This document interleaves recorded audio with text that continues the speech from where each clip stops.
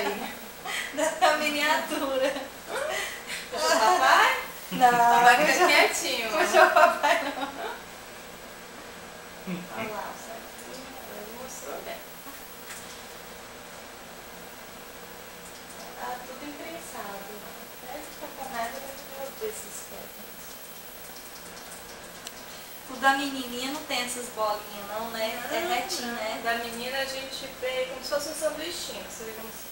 Redondinho. É, você vê uma imagenzinha. Deixa eu mostrar. Faz uma voltinha assim, a gente vê. Fica assim, aí dá uma distanciazinha e depois a gente vê assim, certinho, como se fosse um pãozinho e o recheio aqui, entendeu? Aí depois a gente tem essa imagem. Então tá confirmado, né, Arthur? Tá, aí tá.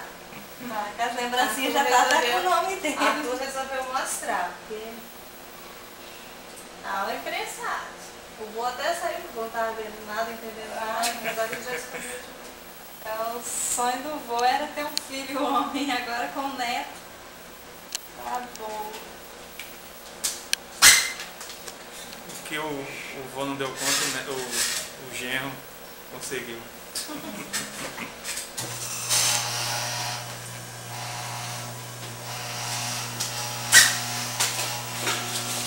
Alegria.